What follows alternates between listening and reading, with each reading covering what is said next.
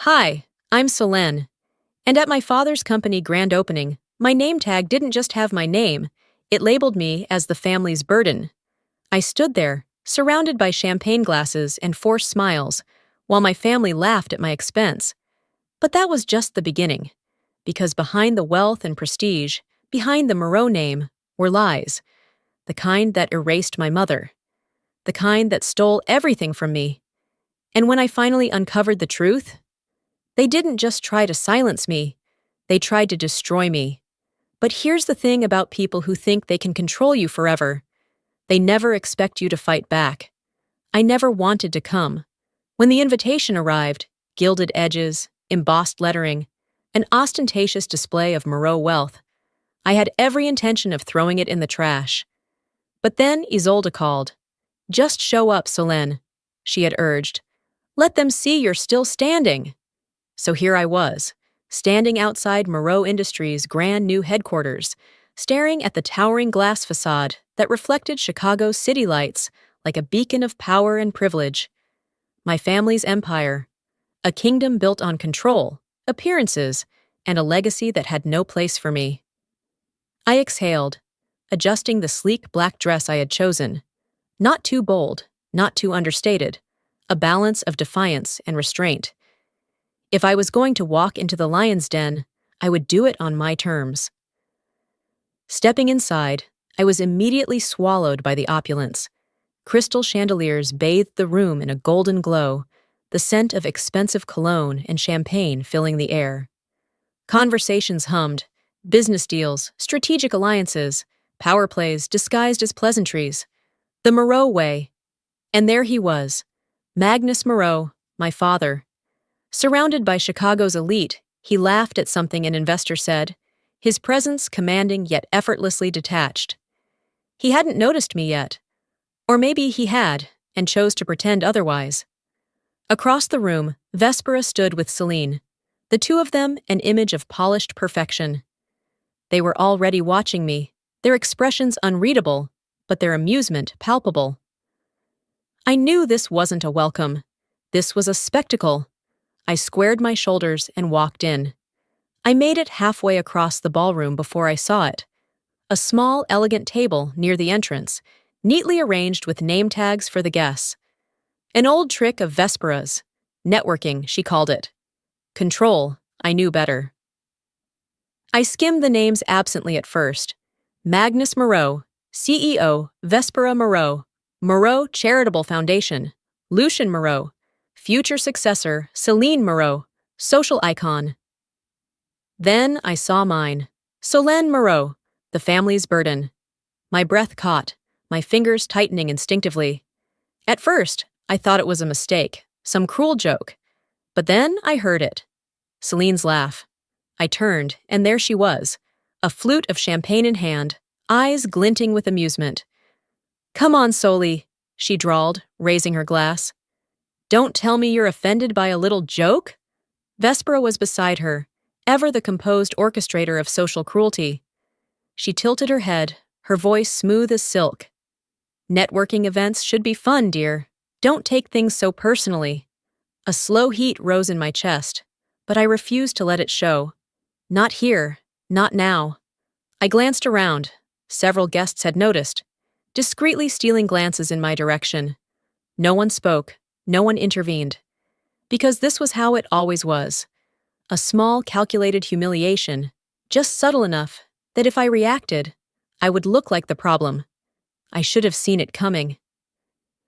I inhaled slowly, fingers loosening around the name tag. My pulse thrummed in my ears, but I willed my expression into something unreadable. If they expected a scene, I wouldn't give them one. Instead, I smoothed the tag out, aligning it perfectly with the others on the table.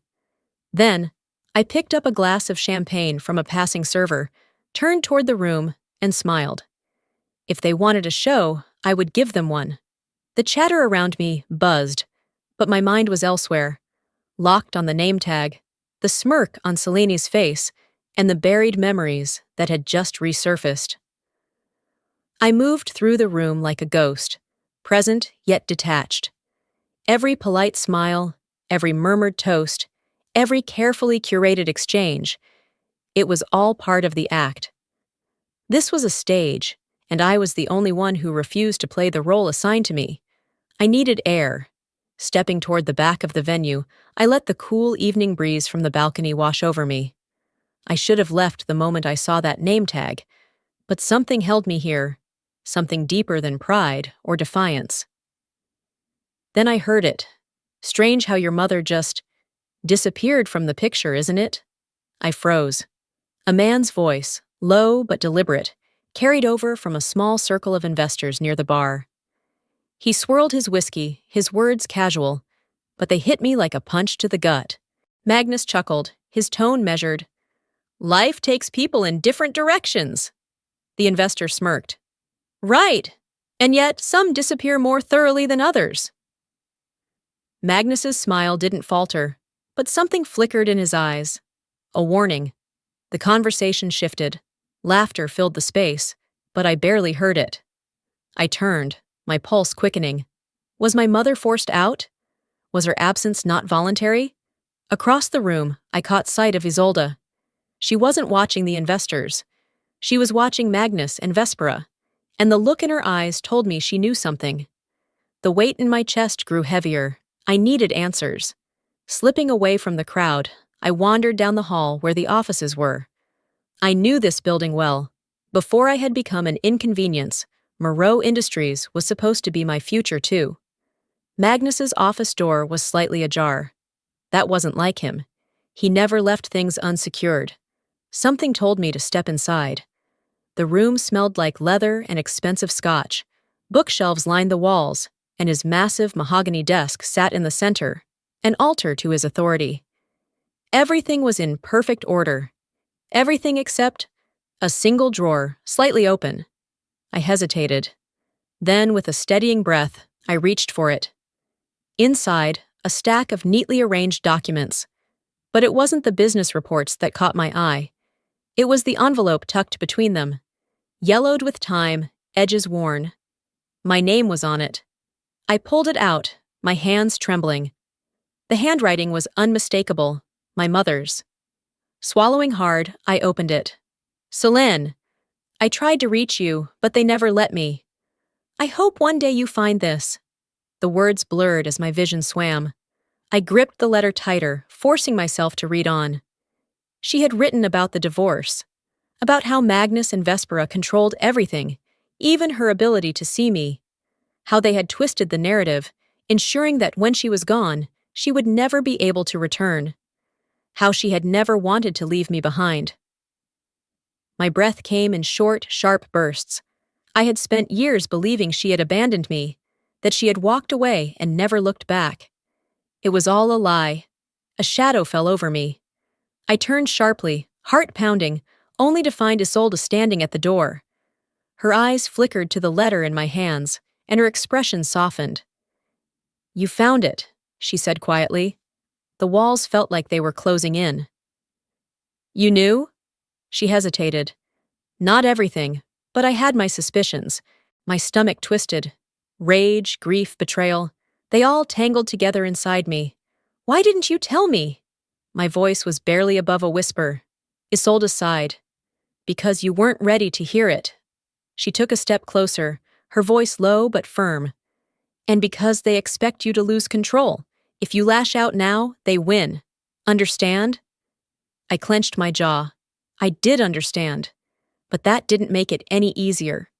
I carefully folded the letter, tucking it into my clutch. This wasn't over, not by a long shot.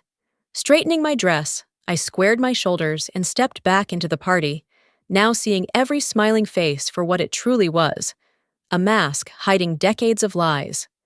The sound of champagne glasses clinking filled the air, but all I could hear was my mother's words echoing in my mind. They never let me reach you. I stood motionless in the ballroom, gripping my clutch tightly, my breathing measured. Around me, the event carried on, oblivious to the storm brewing inside me. Laughter, polite conversations, the occasional flash of a camera. Every bit of it felt staged, rehearsed, artificial.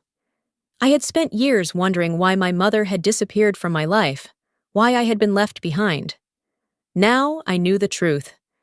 And Magnus Moreau was standing just a few feet away, completely at ease, basking in the admiration of his peers, as if he hadn't orchestrated the biggest betrayal of my life.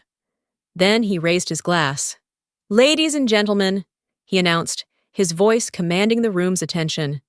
"Tonight, we celebrate not only a milestone for Moreau Industries, but the legacy that we continue to build for the future." A murmur of anticipation swept through the crowd. I felt my pulse quicken. I knew my father well enough to recognize when he was about to make a move. "Strength, innovation, and leadership," Magnus continued, "are the foundation of our success, and that is why, tonight, I am proud to make it official. Lucien Moreau will be my successor, and my legacy will be entrusted to him alone." The applause was deafening. I felt my stomach drop. Vespera was watching me, her lips curling into a small, satisfied smile. Selene barely contained her smirk as she whispered something to a guest beside her. They had been waiting for this moment. Magnus hadn't even looked at me, not once. I was out. Publicly, undeniably, irreversibly cut off. I swallowed the lump rising in my throat and forced a slow, steady breath. I had known, deep down, that there was never a future for me in this family. But seeing it confirmed in front of an entire room of strangers made the sting sharper, the weight of rejection heavier. But I wouldn't break here. I picked up a glass from a passing server and took a sip, barely tasting the champagne. My hands were steady, my expression unreadable. If they wanted me humiliated, they would be disappointed. I turned and walked out. I wasn't thinking about where I was going, only that I needed to be away from the flashing lights, the whispers, the suffocating presence of Magnus and Vespera. My feet led me down the hallway, past the event staff, until I found myself in familiar territory. Magnus's office. I hesitated. Then I saw it. The drawer. The one I had left slightly ajar when I found my mother's letter. A rush of something, instinct, desperation, pushed me forward. If Magnus had hidden that letter, what else had he kept buried? I pulled the drawer open, rummaging through the neatly arranged files, financial statements, board meeting minutes, stock reports, until my fingers brushed against something that didn't belong. A separate folder, labeled Charitable Allocations, V. Moreau. I flipped it open, and what I found nearly made me gasp. Numbers, transfers, accounts. It took me seconds to realize what I was looking at. Undeniable proof that Moreau Industries had been laundering money through Vespera's so-called charity foundation. My entire body went cold. "Whatever you think you found," a voice drawled from the doorway, "it won't matter." I turned sharply, my heart pounding. Lucien leaned against the doorframe, his expression amused, but there was something in his eyes. A warning. I clutched the folder tighter. "Then you won't mind if I take a closer look, will you?" His smirk didn't waver. "Careful, Solène. You might not like what you find." I held his gaze, refusing to let him see any hint of doubt. "Neither will you." His jaw tightened for the briefest moment before he pushed off the doorframe. "You've already lost. You just don't know it yet." I exhaled slowly as he walked away. I didn't believe him, not anymore. For years, I had been the outsider in this family, the inconvenience, the burden. But as I stared down at the incriminating documents in my hands, I realized something. I wasn't just a burden anymore. I was a threat. I inhaled sharply, glancing at Isolde. If they were willing to lie to me about my own mother, how far would they go to protect their empire? The answer came the next morning. I woke up to my phone vibrating incessantly on my nightstand. The sharp, relentless buzz filled the silence of my apartment. My stomach twisted as I reached for it, already knowing they had made their move. The first thing I saw was my name. Everywhere. Moreau Heiress Spirals. A jealous daughter's attempt to sabotage her father's success. Entitled and bitter, Solène Moreau tries to stir family drama at gala. A distorted, carefully edited video clip from the event was attached to most of the articles. It showed me at the name tag table, gripping the humiliating label, my jaw tight.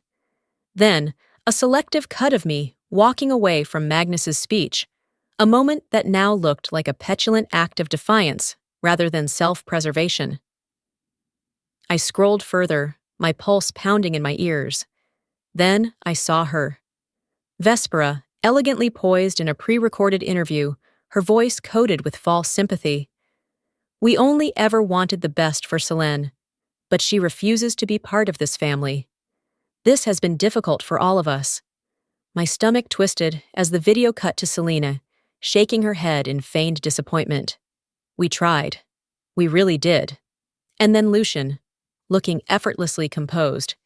It's sad to see someone spiral like this, but some people just don't know how to move forward.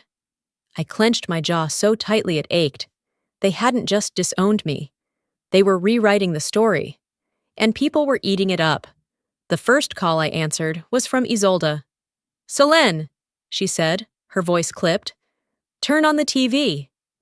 I had already seen enough online, but I grabbed the remote anyway. A news anchor was mid-sentence, my name scrolling in bold beneath her. Sources close to the Moreau family say Selene has struggled with her place in the family for years. Some speculate that financial motivations could be behind her recent behavior. My chest tightened. Financial motivations. "Isolde," I whispered. "What are they doing?" "They're making sure you have nothing left," she said, voice urgent. "This isn't just about reputation, Selene. It's about isolation. They've already started freezing accounts linked to your name, citing irregularities to justify it. And your industry contacts? They're pulling away. You're being blacklisted." I swallowed hard, pressing a hand to my temple. "Magnus and Vespera aren't just trying to ruin your name," she continued. "They're making sure you have nowhere to turn, and they won't stop here." A cold sense of dread settled in my gut. I had spent years trying to be indifferent to their cruelty, but this wasn't just cruelty anymore. This was war. I stared at my reflection in the dark screen of my laptop. For years, I had let them define me. I had let them make me small, insignificant, but they had underestimated me. I wasn't the same person I had been before. I wouldn't let them destroy me. I wouldn't just survive this. I would win. I reached for my phone and dialed Isolde. She answered on the first ring. "If they want a fight," I said, voice steady, "I'll give them one." I closed my laptop, my heart steady for the first time in years. It was time to show them exactly what a burden could do. I scrolled through the endless stream of articles, each one another carefully constructed lie. If they thought I would disappear, they were about to be very disappointed. The Moreaus had always been good at controlling narratives, at making sure the world only saw what they wanted it to see. But this time, they underestimated me. A sharp knock at my door pulled me from my thoughts. My heart jumped before I reminded myself that I was safe, at least for now. I opened the door to find a small, unmarked envelope resting on my doormat. No return address. A chill ran down my spine. I picked it up cautiously, stepping back inside before peeling the flap open. My breath hitched the moment I saw the handwriting. My mother's. The ink had faded slightly, the paper worn at the edges, but there was no mistaking it. "If you're reading this, it means they never let me reach you. I tried, Selene. I tried." My hands shook as I read on. She wrote about the divorce, how Magnus had orchestrated everything to ensure she had nothing, how he had blocked every attempt she made to contact me, spinning the story so that I would believe she had simply walked away, how she had been afraid. The Moreau name is built on lies, Selene. Money laundering, coercion, secrets buried beneath wealth and power. They don't let go of people like us. Be careful. My chest tightened as I reached the last lines. They won't let you go either. The words blurred as a wave of emotion crashed over me. Grief, fury, and something heavier, something colder. I clenched the letter in my hands. I had spent years feeling abandoned, resenting her for leaving, but she hadn't left me. She had been erased. A buzzing sound snapped me out of my thoughts. My phone. I answered without checking the caller ID. "Selene." It was Isolde. Are you okay? I swallowed, my voice barely above a whisper. I got a letter from my mother. A pause. Then, softly, what did it say? I stared down at the pages in my hands, the truth unraveling before me. It said I was never supposed to find out. Hours later, I sat at my desk, the letter beside me, my fingers drumming against the surface. I knew the Moreaus operated in shadows, but my mother's warning confirmed what I had always suspected. There were things happening beneath the surface that were far worse than the world knew. And I needed proof. I reached for my laptop, logging into a secure server I hadn't touched in years. I still had contacts, people who specialized in uncovering the things that powerful families worked so hard to hide. I typed in a name. Celine Moreau. If Magnus and Vespera were planning their next move, Celine would be part of it. And I had a feeling her engagement wasn't the fairy tale she wanted people to believe.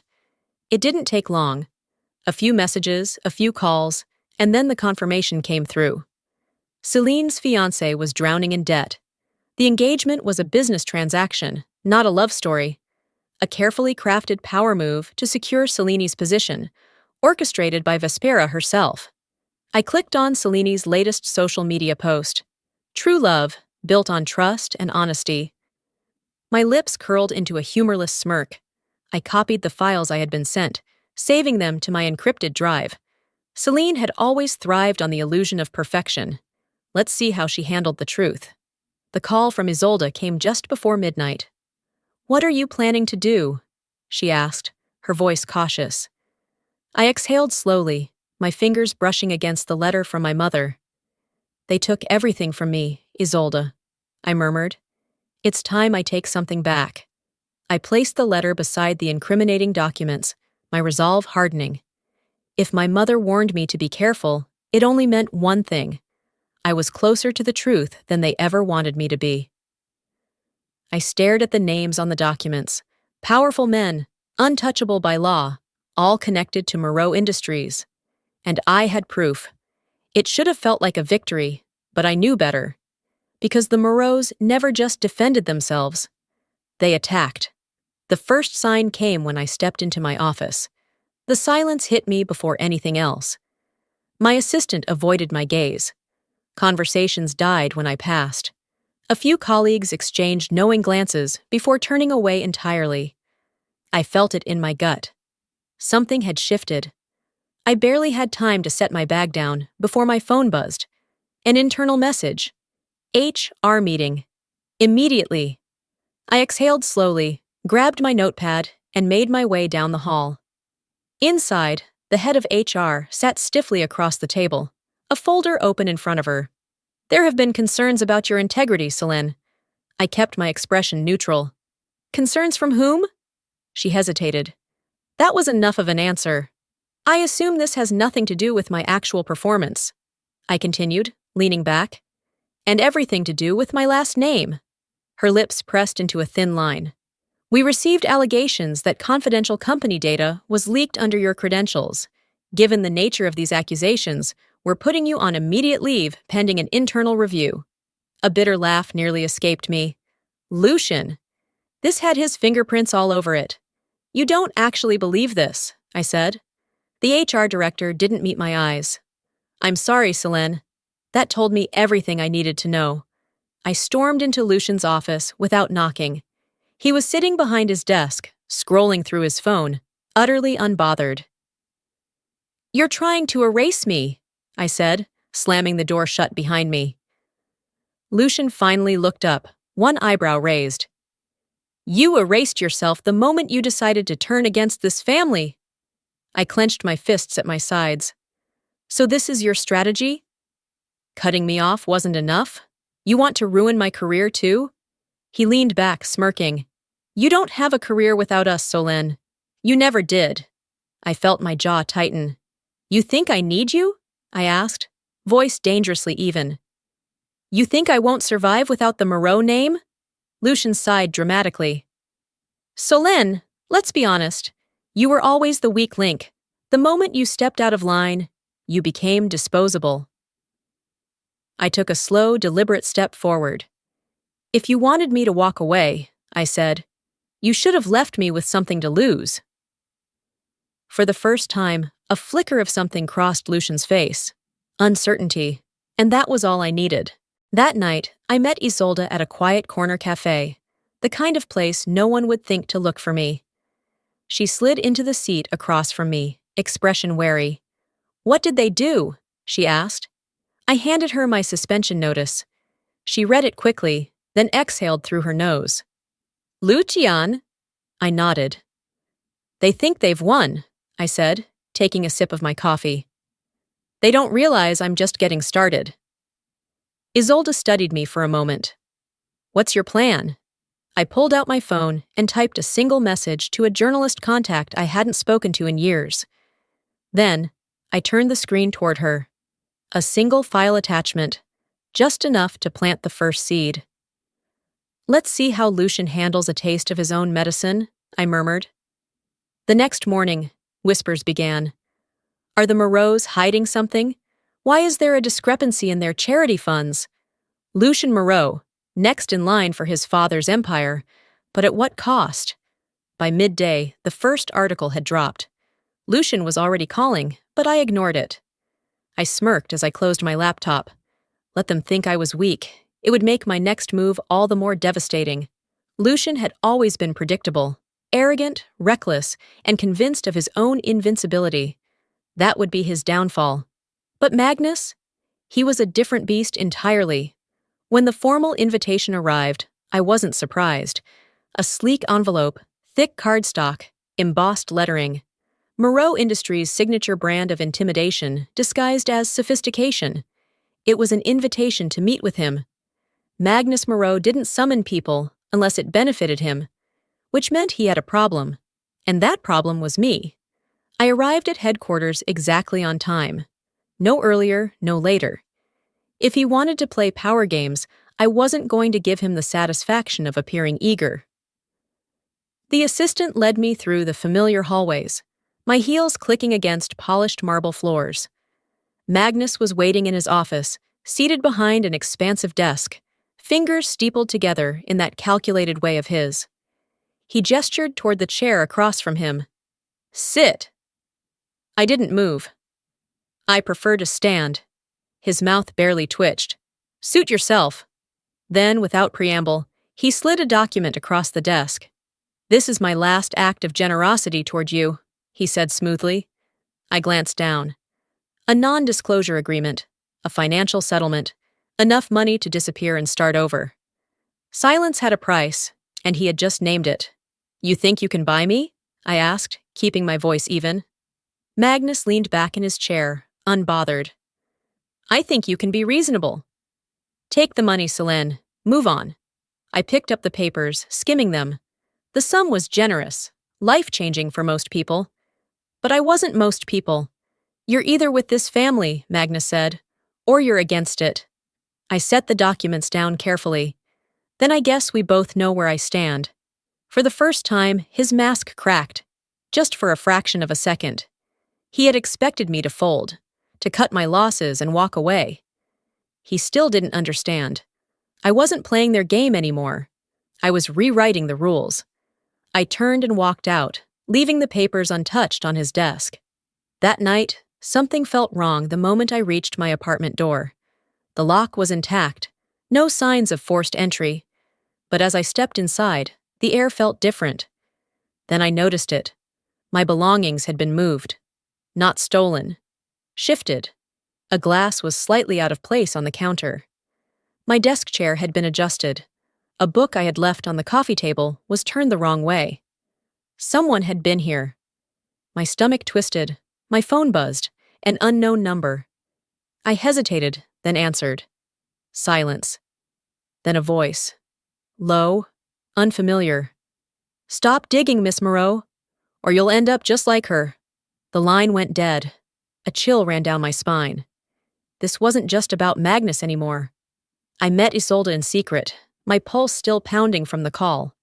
She looked at me, her expression grim. "Selene, if they feel threatened enough to do this, you need to leave." I exhaled slowly, gripping the edges of the incriminating documents. Leaving wasn't an option. Not anymore. I locked eyes with Isolde. "No," I said. "I'm going to finish this." The game had changed. This wasn't just about revenge anymore. It was about survival. I had spent years allowing my family to dictate the narrative, to paint me as the burden, the disappointment, the problem. But today, I was rewriting the story. I walked into the Moreau Industries investor meeting uninvited, my heels clicking against the marble floor, my presence drawing immediate attention.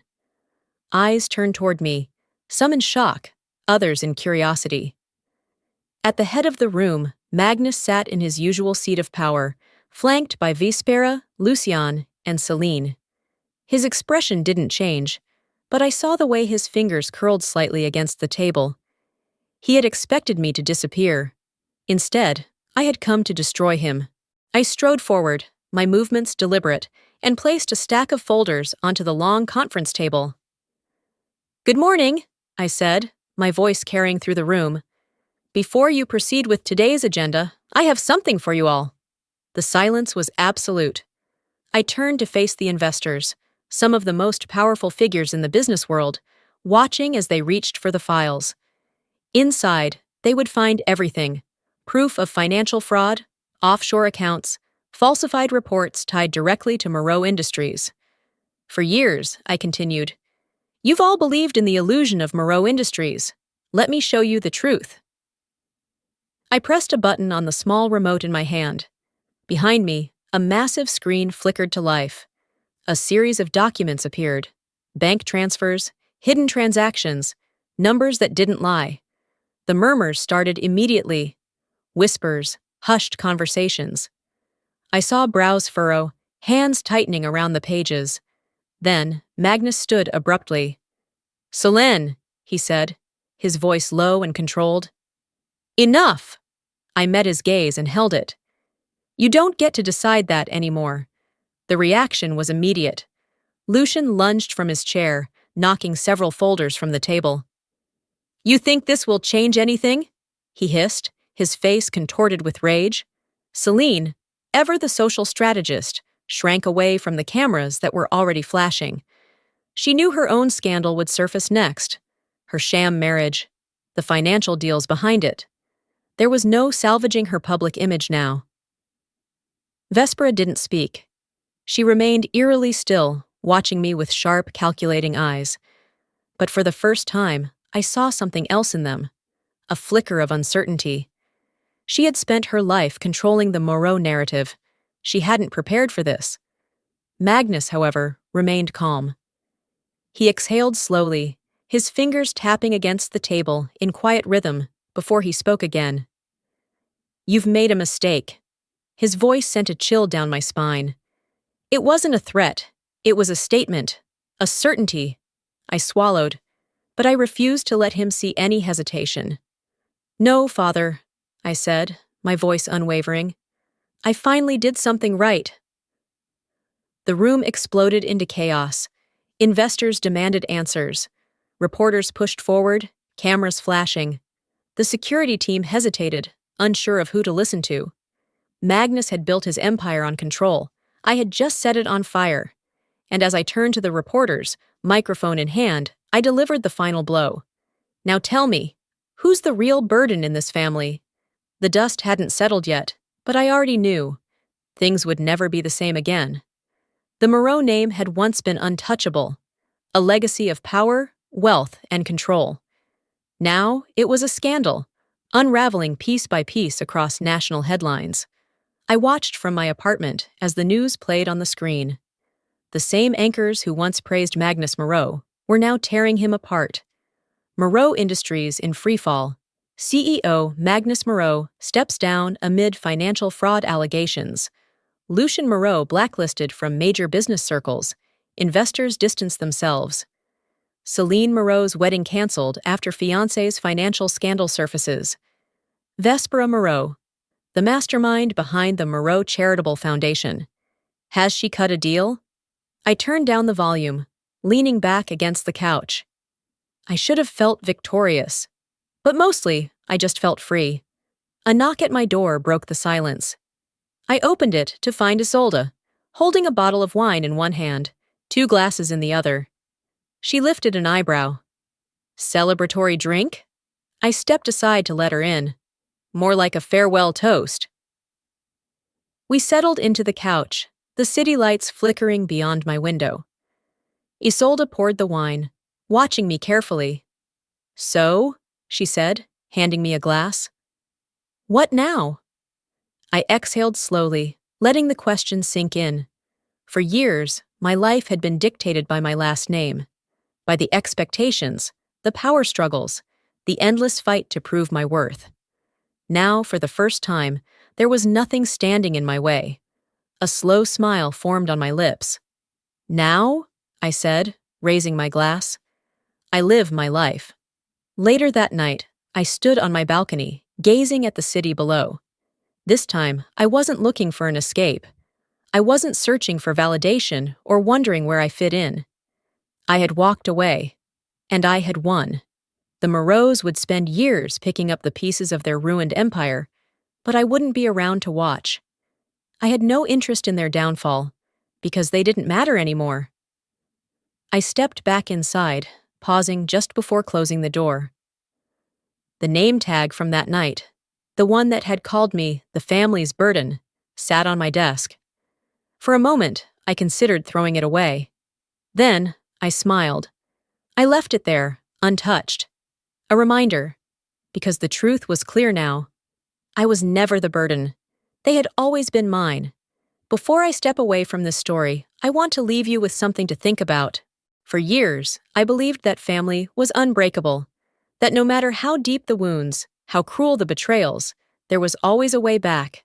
But the truth is, not all families are meant to be held onto. Some are built on love and support. Others, they are built on control, obligation, and fear. Walking away wasn't easy. It took losing everything to realize that I was never the burden. They were. And if you've ever been in a place where you felt like you had to shrink yourself just to be accepted, let me tell you something. You don't owe anyone your silence. Not your parents, not your siblings, not the people who expect you to play a role that makes their life easier while making yours unbearable. Sometimes the bravest thing you can do is to step away, to choose yourself. But now I want to hear from you. Have you ever been in a situation where walking away felt like the only way forward? Do you believe that family loyalty should be unconditional? Or do you think there's a point where enough is enough? Let me know in the comments. I'd love to hear your thoughts. And if this story resonated with you, if it made you think or feel something real, drop a 1 in the comments or tell me where you're watching from. And hey, if you want more stories like this, make sure you hit that subscribe button. You won't want to miss what's coming next. Until next time, take care of yourself. You deserve it.